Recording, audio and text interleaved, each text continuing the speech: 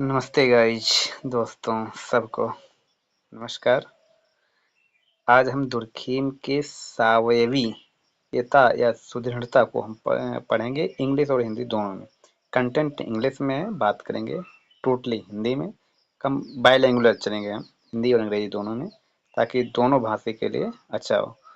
तो दुर्खीम के हम सुदृढ़ता को, सॉलिडरिटी मीन्स सुदृढ़ता को पढ़ते हैं। इन्होंने दो प्रकार की सुदृढ़ता दी है, सावयवी और यांत्रिक सुदृढ़ता।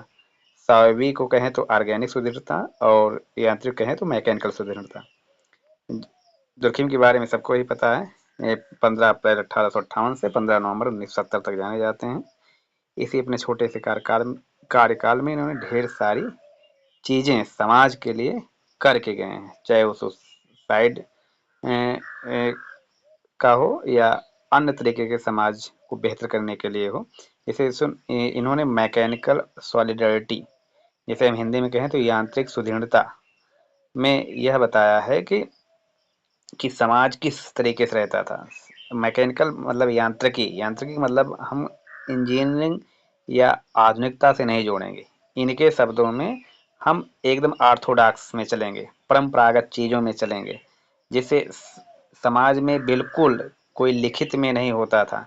सारे सारे कार्य मौखिक होते थे, रीति रिवाजों पर आधारित होता था।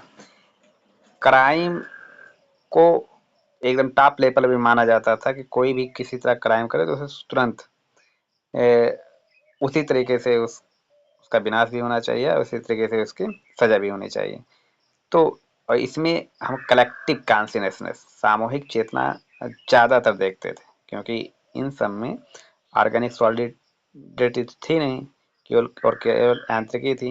ये रीति रिवाजों को मानने वाले थे, परंपरागत रूप से चलने वाले थे। तो इन सब में हम ज़्यादा, जैसे पहली लाइन देखें, the social cohesiveness of small undifferentiated societies.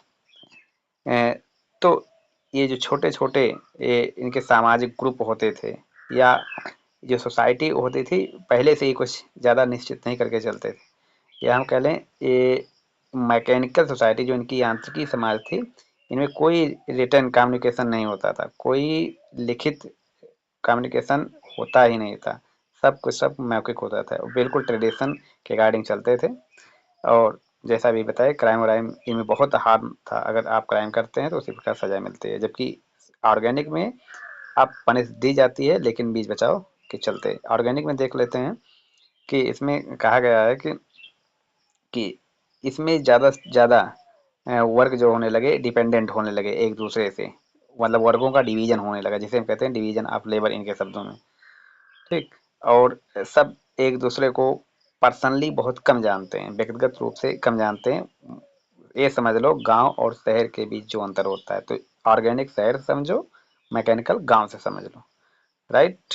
इसमें मोरालिटी या नैतिकता बहुत ही कम दिखाई देती है। और जैसा कि कहा गया है कि क्राइम जो होता था ऑर्गेनिक सोसाइटी में वो होता था, बट इस बेस पर उसको सजा दी जाती थी कि इसको सजा दे दीजिए, अगर ये सुधर जाएगा तो इसको माफ कर दीजिए उस क्राइम के लिए। बट वो मैकेनिकल में ऐसा कुछ होता ही नहीं था। तो दैट्स इट, ये है मैकेनिकल सॉलिडरिटी और ऑर्गेनिक सॉलिडरिटी। जैसा कि आप जानते हैं, एक क्लासिकल थिंकर में आते हैं, जैसे कार्ल मार्क्स आते हैं, काम्टे आते हैं, मैक्स वेबर आते हैं इत्यादि।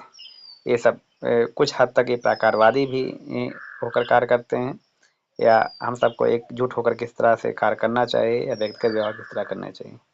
Thank you so much guys.